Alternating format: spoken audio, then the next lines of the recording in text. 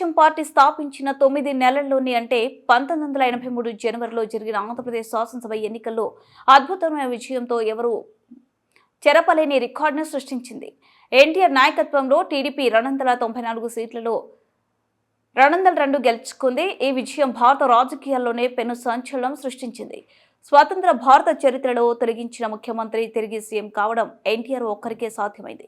1984 August సంక్షోభంలో పదవిని కోల్పోయిన ఆయన తిరిగి నెల రోజులకే సీఎంగా ప్రమాణ స్వీకారం చేశారు. తెలుగుదేశం పార్టీ 43వ ఆవిర్భావ దినోత్సవ వేడుకలను శనివారం రాష్ట్ర వ్యాప్తంగా ఘనంగా నిర్వహించేందుకు ఆ పార్టీ నాయకత్వం అన్ని ఏర్పాటు చేసింది. ఉదయం 9 గంటలకు టీడీపీ కేంద్ర కార్యాలయంలో అట్టహాసంగా వేడుకలు నిర్వహించనున్నారు. జాతీయ అధ్యక్షుడు చంద్రబాబు పార్టీ జెండాను ఆవిష్కరించి వ్యవస్థాపక అధ్యక్షుడు ఎన్టీఆర్ విగ్రహానికి పుష్పాంజలి ఘటించి ఆవిర్భావ సభను ప్రారంభిస్తారు. ఈ వేడుకల్లో పార్టీ జాతీయ ప్రధాన కార్యదర్శి మంత్రి లోకేష్, రాష్ట్ర అధ్యక్షుడు పల్లా శ్రీనివాస్ యాదవ్, పొలిట్ బ్యూరో సభ్యులు, ప్రజాప్రతినిధులు, సీనియర్ నేతలు పాల్గొంటారు. మన అదే స్ఫూర్తితో కలిసికట్టుగా పనిచేస్తున్నాం. దేశానికే సంక్షేమం పరిచయం చేసింది అన్న ఎన్టీఆర్. దేశానికి అభివృద్ధి ఏంటో చేసి చూపించింది మన చంద్రన్న. తెలుగువారి ఆత్మగౌరవం ఢిల్లీకి తెలిసేలాగా చేసింది అన్న ఎన్టీఆర్ అయితే, తెలుగువాడి ప్రపంచాన్ని పట్టంలో పెట్టింది, నిలబెట్టింది మన నాయకుడు చంద్రన్న.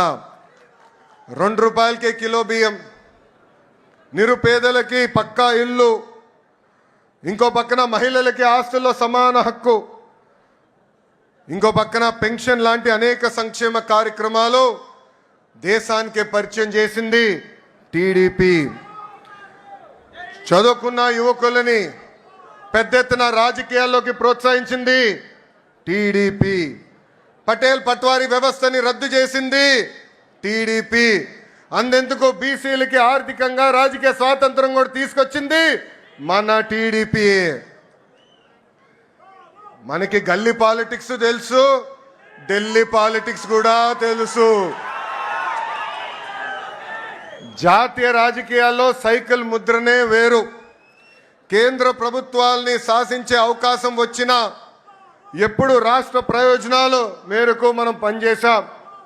ఏనాడు స్వార్థంతో పదవులు మనం అడగలేదు. రాష్ట్ర ప్రయోజనాలే ముందు పెట్టి నడిపించిన పార్టీ తెలుగుదేశం పార్టీ.